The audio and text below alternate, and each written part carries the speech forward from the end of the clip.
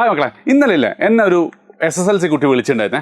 അപ്പം അവളുടെ അവസ്ഥ എന്ന് പറയുന്നത് ഏകദേശം കേരളത്തിലെ ഭൂരിഭാഗം കുട്ടികൾ ഇപ്പോൾ കടന്നു പോകുന്ന ഒരു അവസ്ഥ തന്നെയായിരുന്നു. കാരണം എന്താ വെച്ചാൽ ക്രിസ്മസ് എക്സാം നല്ല ടഫായതിനു ശേഷം ജനുവരി മുതൽ അവൾ സീരിയസ് ആയിട്ട് പഠിച്ചു തുടങ്ങി. അതിന് ഡെയിലി 2-3 മണിക്കൂറൊക്കെ മാക്സിമം പഠിക്കാൻ നോക്കാറുണ്ട്. പെട്ടെന്നാണ് എന്ത് ചെയ്ത് IT മോഡൽ എക്സാം വരുന്നു, അതേപോലെ അത് കഴിഞ്ഞ് IT ഫൈനൽ എക്സാം വരുന്നുണ്ട് എന്നൊക്കെ പറഞ്ഞത് മുതൽ ഭയങ്കര ടെൻഷനാണ്, ആൻസൈറ്റിയാണ്. ഇത് എന്താ ചെയ്യാന്നുള്ളത്.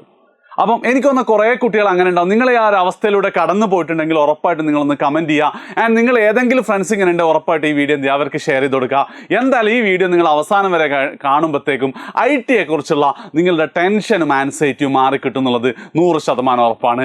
സോ എന്താണ് എനിക്ക് നിങ്ങളോട് പറയാനുള്ളത്? ഇങ്ങനെ ടെൻഷൻ അടിച്ച് കുട്ടികൾ ഏറ്റവും ഫസ്റ്റ് ഒരു പരീക്ഷ ആകുമ്പോൾ ടെൻഷൻ ഉണ്ടാവുക എന്നുള്ളതൊക്കെ സാധാരണയാണ്. ഞാൻ ടെൻഷൻ തീരെ ഇല്ലാത്തത് അത്ര നല്ല സ്വഭാവമായിട്ട് എനിക്ക് തോന്നുന്നില്ല. പക്ഷേ എന്തിനൊക്കെയാണ് നിങ്ങൾ ടെൻഷൻ അടിക്കേണ്ടത് എന്നുള്ളത് വളരെ ഇമ്പോർട്ടൻ്റ് ആണല്ലേ. അതായത് വളരെ എളുപ്പത്തിൽ മാർക്ക് സ്കോർ ചെയ്യാൻ പറ്റുന്ന, അതായത് കേരളത്തിലെ ഏറ്റവും കൂടുതൽ കുട്ടികൾക്ക് A+ കിട്ടിയ സബ്ജക്റ്റ് ഓരോ വർഷവും ഏതാണെന്ന് വെച്ച് കഴിഞ്ഞാൽ അത് IT തന്നെയാണ്. നല്ലൊരു ശതമാനം കുട്ടികൾക്കും ITക്ക് A+ കിട്ടാണ്. അതായത് ഒരു A+ മാത്രം കിട്ടിയ കുട്ടിക്ക് മിക്കവാറും അത് IT ആയിരിക്കും. ഓക്കെ, അപ്പം അത്രയും എളുപ്പത്തിൽ മാർക്ക് സ്കോർ ചെയ്യാൻ പറ്റുന്ന A+ കിട്ടാവുന്ന സബ്ജക്റ്റാണ് IT എന്നുള്ളത് ഏറ്റവും ഫസ്റ്റ് നിങ്ങൾ മനസ്സിലാക്കുക. അപ്പം തന്നെ നിങ്ങളെ കുറച്ച് ടെൻഷൻ പോകും. ഓക്കെ, ഇനി അതെങ്ങനെയാണ് ആ ഒരു A+ അവർക്ക് കിട്ടുന്നത് എന്നുള്ളതാണ് ഇനി ഞാൻ പറയാൻ പോകുന്നത്. നമ്മളുടെ മാർക്ക് ഡിസ്ട്രിബ്യൂഷൻ എങ്ങനെയാണെന്ന് നോക്കാം. IT എക്സാമിന് മൊത്തം നിങ്ങൾക്ക് എന്താണ് 50 മാർക്കിലാണ് നിങ്ങളുടെ പരീക്ഷ. മൊത്തം 50 മാർക്കാണ് IT എക്സാമിന്. അതിൻ്റെ 90% അഥവാ 45 മാർക്ക് വാങ്ങിക്കഴിഞ്ഞാൽ നിങ്ങൾക്ക് എന്താണ്, നിങ്ങൾക്ക് A+ കിട്ടും. അതായത് 50-ൽ 45 മാർക്ക് എന്ത് ചെയ്യണം, നിങ്ങൾക്ക് കിട്ടണം. അപ്പോൾ ആ 50 മാർക്ക് എന്താണ്, നിങ്ങളുടെ CE അടക്കമാണ്. അതായത് 10 മാർക്ക് CEക്കാണ്, 10 മാർക്ക് CEക്കാണ്. പിന്നെയോ ഒരു 2 മാർക്ക് നിങ്ങൾക്ക് എന്തുണ്ട്, IT റെക്കോർഡ് അല്ലെ നിങ്ങൾ ചെയ്യുന്ന അസൈൻമെന്റ് ഷീറ്റ് വർക്ക് ഷീറ്റിനുണ്ട് 2 മാർക്ക്. പിന്നെ ഒരു 10 മാർക്ക് എന്താണ്, IT തിയറി എക്സാമിനാണ്. IT തിയറി എക്സാമിനാണ്. ആൻഡ് ഏറ്റവും അവസാനം ഒരു ബാക്കി എത്ര, 10ഉം 12ഉം 10 22ഉം കഴിച്ച് ബാക്കി 28 മാർക്കുണ്ട്. അത് IT പ്രാക്ടിക്കൽ എക്സാമിനാണ്. ഓക്കെ, ഇതാണ് IT മാർക്ക് ഡിസ്ട്രിബ്യൂഷൻ. ഇവിടെ നിങ്ങൾ മനസ്സിലാക്കേണ്ട ഒരു കാര്യം എന്ന് വെച്ചാൽ നിങ്ങളുടെ CE മാർക്ക്, നിങ്ങളുടെ സ്കൂൾ എന്താണ് ഭയങ്കര ടീച്ചർമാരെ ആരെയും വെറുപ്പിച്ചിട്ടില്ലെങ്കിൽ നിങ്ങൾക്ക് ഉറപ്പായിട്ട് എന്ത് ചെയ്യും, ഈ 10 മാർക്ക് കിട്ടും. അതേപോലെ തന്നെ റെക്കോർഡിൻ്റെ 2 മാർക്കും എന്താണ്, റെക്കോർഡിൻ്റെ 2 മാർക്കും നിങ്ങൾക്ക് എല്ലാവരും നിങ്ങൾ ആ വർക്ക് ഷീറ്റ് കാണിച്ചു കൊടുത്താൽ, അല്ലെങ്കിൽ നിങ്ങളെടുത്ത റെക്കോർഡ് ഉണ്ടെങ്കിൽ ഉറപ്പായിട്ട് അവർ നിങ്ങൾക്ക് തരും. അത് 12 മാർക്ക് നമ്മൾ എന്താണ് ഇപ്പം തന്നെ നമ്മൾ ഉറപ്പിച്ചു, അല്ലെങ്കിൽ നിങ്ങൾ ഉറപ്പിച്ചോളൂ 12 മാർക്ക്. പിന്നെ നമുക്കുള്ളത് തിയറിയും ലാബുമായിട്ടുള്ള 38 മാർക്കാണ്. അതിൽ തന്നെ ലാബ് എക്സാമിൻ്റെ കേസിൽ അഥവാ പ്രാക്ടിക്കൽ എക്സാമിൻ്റെ കേസിൽ അതിൻ്റെ എങ്ങനെയാണ് ക്വസ്റ്റ്യൻ പാറ്റേൺ കാര്യങ്ങളൊക്കെ ഞാൻ പറയുകയാണെങ്കിലും നിങ്ങൾക്ക് എന്താണ് മിക്കവാറും നിങ്ങൾക്ക് നല്ല മാർക്ക് തന്നെ നിങ്ങൾക്ക് കിട്ടുക. അതായത് 7 മാർക്ക് വീതമുള്ള 4 ക്വസ്റ്റ്യൻസ് ആണ് 28 മാർക്കിലേക്ക് എത്തുന്നത്. അപ്പോൾ ഓരോ ക്വസ്റ്റ്യനും എന്താണ്, നിങ്ങൾ അത്യാവശ്യം നന്നായിട്ടൊന്ന് നോക്കിക്കഴിഞ്ഞാൽ നിങ്ങൾക്ക് ആ ഫുൾ മാർക്ക് തന്നെ കിട്ടും. അതെങ്ങനെയാണ് കിട്ടേണ്ടതെന്നുള്ളത് എന്ത് ചെയ്യാം, ഞാൻ അടുത്തതിൽ പറഞ്ഞുതരാം. പിന്നെ ആകെയുള്ളൊരു പ്രശ്നം, അതായത് ചുരുക്കി പറഞ്ഞാൽ ഈ 12ഉം ഈ 28ഉം എന്താണ്, നിങ്ങൾ അധികം എഫേർട്ടൊന്നും എടുക്കാതെ നിങ്ങൾക്ക് കിട്ടും. 12 ഉറപ്പായിട്ടും കിട്ടും, ഈ 28 അധികം എഫേർട്ടൊന്നും എടുക്കാതെ നമുക്ക് കിട്ടും. അപ്പോൾ എത്രയാണ്, നമുക്ക് 40 മാർക്കായി. 12ഉം 28ഉം 40ആയി. പിന്നെ നമ്മളെ A+ലേക്ക് നമ്മളെ A+ കിട്ടുമോ ഇല്ലയോ എന്ന് തീരുമാനിക്കുന്നത് ഈ തിയറിയിലെ 10 മാർക്കിൽ നമുക്ക് 5 മാർക്ക് കിട്ടുമോ ഇല്ലയോ എന്നനുസരിച്ചിരിക്കും. തിയറിയിലെ 10 മാർക്കിൽ 5 മാർക്ക് കിട്ടുമോ ഇല്ലയോ എന്നനുസരിച്ചിരിക്കും നമ്മൾ. കാരണം എന്താ, 40 ഓൾറെഡി കിട്ടി, 5ഉം കൂടെ കിട്ടിയ A+ലേക്ക് എത്തി. ആൻഡ് ഇവിടെ ഒരു പ്രധാനമായിട്ടും നിങ്ങൾ മനസ്സിലാക്കേണ്ട ഒരു കാര്യം എന്ന് പറഞ്ഞാൽ, നിങ്ങൾക്ക് A+ കിട്ടുമോ ഇല്ലയോ എന്ന് തീരുമാനം തിയറിയാണ് എന്ന് മാത്രമല്ല, ഈ തിയറി കമ്പ്യൂട്ടർ ബേസ്ഡാണ്. നിങ്ങൾ കമ്പ്യൂട്ടർ പ്രാക്ടിക്കലിൻ്റെ കൂടെ തന്നെയാണ് ഈ തിയറി എക്സാം ചെയ്യുന്നത്. അവിടെ നിങ്ങളോട് ഉത്തരം തെറ്റിപ്പോയാൽ ചേട്ടാ അവിടെ മിസ്റ്റേക്ക് പറ്റിയതായിരിക്കും എന്ന് പറഞ്ഞാൽ ഒരു ഹ്യൂമൻ ഇൻ്റർവെൻഷൻ ഒന്നുമില്ല. അവിടെ നിങ്ങൾക്ക് കിട്ടിയാൽ കിട്ടി, ഇല്ലെങ്കിൽ പോയി തന്നെയാണ്. അപ്പോൾ തിയറിക്കാണ് ഏറ്റവും ഇമ്പോർട്ടൻറ്റ്. സോ തിയറി എങ്ങനെ പഠിക്കണം എന്നുള്ളതും അടുത്തതായിട്ട് ഞാൻ പറഞ്ഞുതരാം. സോ ആ വീഡിയോ അവസാനം വരെ കാണണം കേട്ടോ. അപ്പം നമുക്ക് എന്ത് ചെയ്യാം, ആദ്യം പ്രാക്ടിക്കലിലേക്ക് പോവാം. പ്രാക്ടിക്കലിൻ്റെ കേസിൽ മക്കളെ നിങ്ങൾ മനസ്സിലാക്കേണ്ട ഒരു കാര്യം എന്താ വെച്ചാൽ, നിങ്ങളൊക്കെ ടെക്നോളജി ജെൻസിയാണ്, നിങ്ങൾ ഫോണിലൊക്കെ എന്ത് കാര്യങ്ങളും ചെയ്യുന്ന ആൾക്കാരാണ്. അപ്പോൾ നിങ്ങളെ സംബന്ധിച്ച് എന്താണ് IT പ്രാക്ടിക്കൽ, ഞാൻ ആ പ്രാക്ടിക്കലിൻ്റെ കഴിഞ്ഞ വർഷത്തെ ക്വസ്റ്റ്യൻ ഒക്കെ നോക്കുമ്പോൾ ഞാൻ വിചാരിച്ചത് എനിക്ക് ചിലപ്പോൾ ഇത് കുറച്ച് ടഫായിരിക്കും. പക്ഷെ നിങ്ങളെ സംബന്ധിച്ച് അതൊരു വിഷയം ഉണ്ടാവാനുള്ള സാധ്യത പോലും ഇല്ല. എന്ന് മാത്രമല്ല, ഞാൻ പറഞ്ഞു 7 മാർക്കിന്റെ 4 ക്വസ്റ്റ്യൻ ആണെന്ന് പറഞ്ഞു. ഈ ഓരോ ക്വസ്റ്റ്യനും എന്തുണ്ട്, 2 ഓപ്ഷൻ ഉണ്ട്. ഈ 2 ഓപ്ഷനിൽ ഏതെങ്കിലും ഒന്ന് നിങ്ങൾ ചെയ്താൽ മതി. അപ്പം എങ്ങനെ നോക്കുകയാണെങ്കിലും നിങ്ങൾ പഠിക്കാത്തതായിട്ടുള്ള ഒരു ചോദ്യവും നിങ്ങൾക്ക് വരാനുള്ള സാധ്യതയില്ല. പിന്നെ ഇതിൻ്റെ ഓരോ മാർക്കും എങ്ങനെയാണെന്ന് വെച്ച് കഴിഞ്ഞാൽ, നിങ്ങൾ ആ ഫയൽ ഓപ്പൺ ചെയ്ത 1 മാർക്ക്, അത് ഏറ്റവും അവസാനം സേവ് ചെയ്ത 1 മാർക്ക്, അതിൻ്റെ ഇടയ്ക്ക് എന്താ പറയുക, നിങ്ങൾ പിന്നെ ആ ഇമേജസ് ഇങ്ങോട്ട് ഡൗൺലോഡ് ചെയ്ത 1 മാർക്ക്, അങ്ങനെ എന്താണ് മാർക്കായിട്ടും.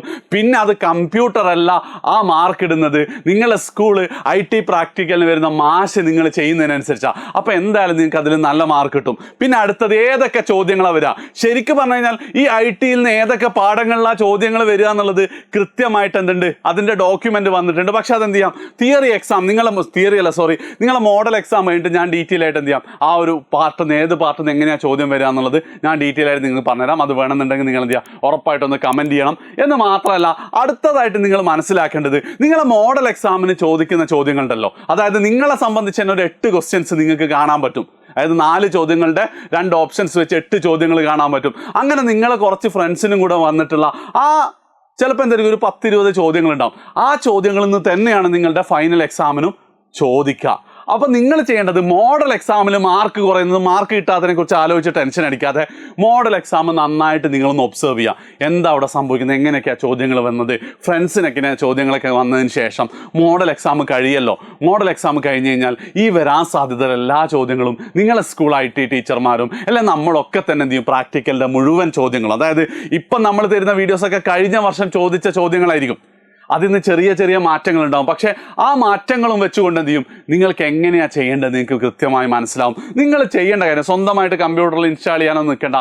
വീട്ടിൽ സ്കൂൾ എന്ത് ചെയ്യുക, ഫ്രീ ടൈമുള്ളപ്പോൾ നിങ്ങൾ IT ടീച്ചറോട് ചോദിച്ചിട്ട് ഓരോ ചോദ്യം എങ്ങനെയാണ് ചെയ്യാന്നുള്ളത് ഒരിക്കലും നിങ്ങളിങ്ങനെ ഇരുന്ന് പഠിച്ചാൽ മതി. ഇത് പ്രത്യേകം ശ്രദ്ധിക്കുക. നിങ്ങൾ സോഷ്യൽ പഠിക്കുന്നല്ലോ മാത്സ് പഠിക്കുന്നല്ലോ എന്നല്ല, നിങ്ങൾ കമ്പ്യൂട്ടറിൽ ഇരുന്ന് ചെയ്യുകയാണ്, നിങ്ങളോട് മറന്നുപോകില്ല.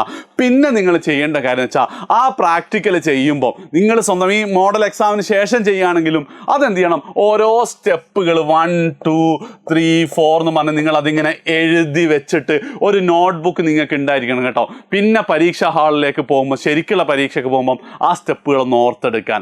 അപ്പോൾ നിങ്ങൾക്ക് വരുന്ന ഒരു 10-20 ചോദ്യങ്ങളിൽ നിന്ന് എന്താണ്, എല്ലാ ചോദ്യങ്ങളും ഒരിക്കലും നിങ്ങൾ മോഡൽ എക്സാം കഴിഞ്ഞിട്ടൊന്ന് ചെയ്തു നോക്കുക. ആ ചോദ്യങ്ങൾ വരും, ഓപ്ഷൻസ് ഉണ്ട്, അതിൽ നിന്ന് നിങ്ങൾക്ക് 28 മാർക്ക് നിങ്ങൾക്ക് കിട്ടാൻ പറ്റും പ്രാക്ടിക്കലിനെ സംബന്ധിച്ച്. അപ്പോൾ എന്തായി, 12ഉം 28ഉം 40 മാർക്കായി. ഇനി നമ്മൾ വരാൻ പോകുന്നത് തിയറിയെക്കുറിച്ചാണ് ഇനി നമുക്ക് പറയാനുള്ളത്. തിയറിയിൽ മക്കളെ നിങ്ങൾക്ക് 10 മാർക്കിൻ്റെ തിയറിയാണ്. അതിലെന്താണ്, 2 ടൈപ്പ് ഓഫ് ക്വസ്റ്റ്യൻസ് ആണ്, 5 മാർക്ക് വീതം. ആദ്യത്തെ ടൈപ്പ് ഓഫ് ക്വസ്റ്റ്യൻ എല്ലാം മൾട്ടിപ്പിൾ ചോയ്സ് ആണ്, അതായത് ചോദ്യവും ഉണ്ടാവും, 4 ഉത്തരങ്ങളും അതിലുണ്ടാവും. ഇതിലാണെങ്കിൽ 5 ഉത്തരം ഉണ്ടാവും. അപ്പം ആ മൾട്ടിപ്പിൾ ചോയ്സിൽ കറക്റ്റ് ഉത്തരം നിങ്ങൾ സെലക്ട് ചെയ്താൽ അപ്പോൾ തന്നെ കുറേ ആശ്വാസമായില്ലേ. അപ്പം ആദ്യത്തെ ടൈപ്പിൽ 5 മാർക്കിന് നിങ്ങൾക്ക് എങ്ങനെ വരുമെന്ന് വെച്ച് കഴിഞ്ഞാൽ 10 ചോദ്യങ്ങൾ ഉണ്ടാവും. ആ ഓരോ ചോദ്യത്തിനും ഒരു കറക്റ്റ് ആൻസറാണ് ഉണ്ടാവുക. 10 ചോദ്യത്തിൽ ഓരോ ചോദ്യത്തിനും ഒരു കറക്റ്റ് ആൻസറാണ് ഉണ്ടാവുക. അങ്ങനെ എന്താണ്, ഒരു ചോദ്യം ശരിയായി കഴിഞ്ഞാൽ 1/2 മാർക്ക്.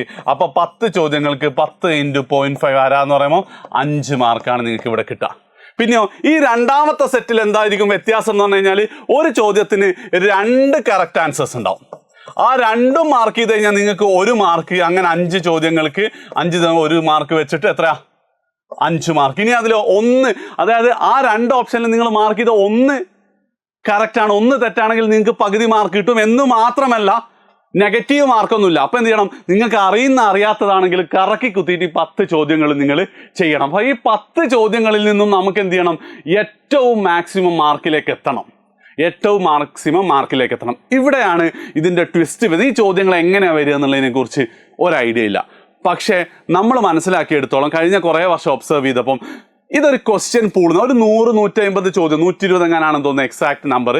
ആ ഒരു 120ഓളം ചോദ്യങ്ങൾ ഉണ്ടാവും. ആ ചോദ്യങ്ങളിൽ നിന്നാണ് നിങ്ങൾക്ക് കിട്ടുന്ന 15 ചോദ്യങ്ങൾ വരുന്നത്. എന്ന് മാത്രമല്ല, നിങ്ങൾക്ക് കിട്ടുന്ന ചോദ്യമായിരിക്കില്ല നിങ്ങളുടെ ഫ്രണ്ട്സ്. അതിങ്ങനെ കരുതാം, കുറേ ചോദ്യമുള്ളൊരു പൂള്, ആ പൂളിൽ നിന്ന് കുറച്ച് ക്വസ്റ്റ്യൻസ് റാൻഡം ആയിട്ട് വരും. കുറേ ചോദ്യങ്ങളുള്ള ഒരു പൂളിൽ നിന്നും കുറച്ച് ക്വസ്റ്റ്യൻസ് നിങ്ങൾക്ക് റാൻഡം ആയിട്ട് വരും. അപ്പോൾ ഉറപ്പായിട്ട് നിങ്ങളെ മോഡൽ എക്സാമിന് ചോദിച്ച ചോദ്യങ്ങൾ, അതിൽ ഒരു ചോദ്യം പോലും ചിലപ്പോൾ നിങ്ങൾ ഫൈനൽ എക്സാമിന് വരില്ല, ചിലപ്പോൾ 2 ചോദ്യങ്ങൾ വരാം. പക്ഷെ നിങ്ങളൊന്ന് ആലോചിച്ച് നോക്ക്, ആ മുഴുവൻ ചോദ്യങ്ങൾ, ആ പൂള് മൊത്തം നമുക്ക് കിട്ടുകയാണെങ്കിൽ എങ്ങനെ ഉണ്ടാവും? ആ പൂളിൽ നിന്നും വലിയ മാറ്റങ്ങളൊന്നും നിങ്ങളെ ഫൈനൽ എക്സാമിന് വരാറില്ല. ആൻഡ് ആ പൂളും മോഡൽ എക്സാം കഴിയുമ്പോഴത്തേക്ക് ഈ ചാനൽ വഴിയൊക്കെ നിങ്ങളിലേക്ക് എത്തും. നിങ്ങൾ എന്ത് ചെയ്യുക, ചാനൽ ഇതുവരെ സബ്സ്ക്രൈബ് ചെയ്തിട്ടില്ലെങ്കിൽ സബ്സ്ക്രൈബ് ചെയ്യുക. അപ്പോൾ ആ ക്വസ്റ്റ്യൻസ് ഒരു 2-3 തവണ എന്ത് ചെയ്യുക, നിങ്ങളിങ്ങനെ ചെയ്ത് നോക്കുക. സ്വന്തമായിട്ട് ടെക്സ്റ്റ് ബുക്കൊക്കെ നോക്കി ചെയ്ത് നോക്കിക്കഴിഞ്ഞാൽ ഉറപ്പായിട്ട് നിങ്ങൾക്ക് വരുന്ന 15 ക്വസ്റ്റ്യനിൽ ഒരു 12 ക്വസ്റ്റ്യൻ എങ്കിലും നിങ്ങൾക്ക് ആൻസർ ചെയ്യാൻ പറ്റും.